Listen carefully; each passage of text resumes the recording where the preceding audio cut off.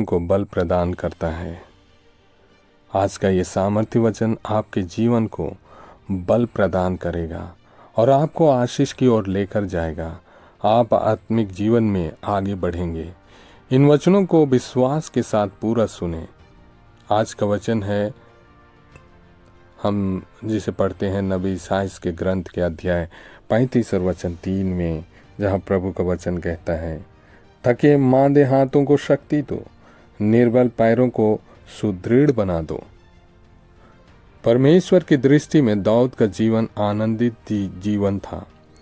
वह प्रातःकाल, सायंकाल और दोपहर परमेश्वर के सम्मुख प्रार्थना करता और चिल्लाता था, जिसे हम स्तोत्र ग्रंथ के अध्याय 55 और वचन 17 में पढ़ते हैं। परंतु एक सांझ घुटनों के बल प्रार्थना करके और परमेश्वर की ओर देखने के बदले वह अपने राजमहल की छत पर टहल रहा था कि एक बड़े पाप में फंस गया। उसके जीवन की स्थिति दयनीय हो गई और इसके बदले अर्थात उस पाप के बदले उसे बड़े भयानक परिणामों का सामना करना पड़ा। इसके पश्चात जब परमेश्वर के सम्मुख चिल्लाया और उसे दया की भीख मांगी कि मेरे पापों को क्षमा कर, स्तोत्र ग्रंथ अध्याय 51 और वचन 1 और 2, जी हाँ, परमेश्वर ने उस पर दया दिखाई।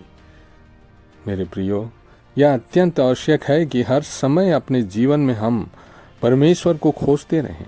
यदि हम अपने प्रार्थना समय की उपेक्षा करें और फालतू गप्पे मारने में लगे रहें और बुरे विचारों को सोचते रहें तथा बुरी लालसा रखने वालों के घरों में जाएं, तो निश्चय ही हम पाप में गिर पड़ेंगे।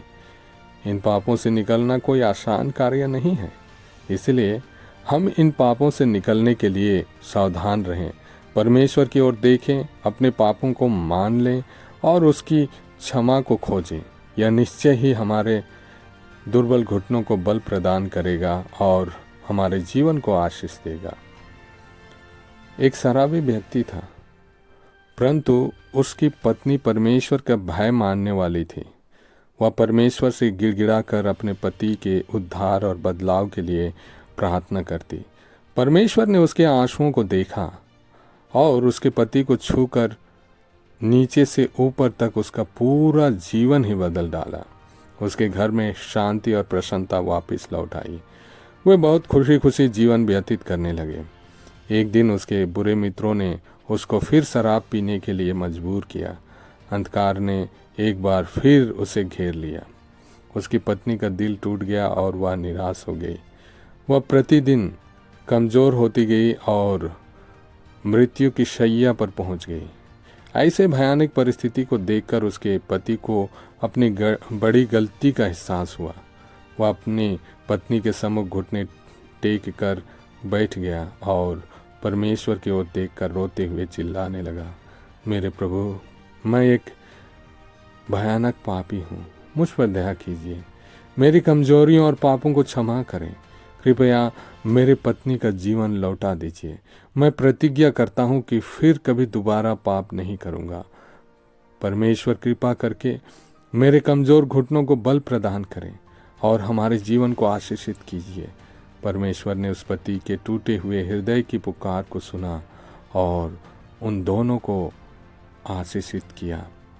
जी हाँ मेरे प्रियो, इस संसार में सबसे अच्छा उपाय यही है कि हर समय परमेश्वर के सम्मुख घुटने टेक दें और उसे प्रसन्न करें। ना जाने वह हमें किस चीज़ से आशीषित करे।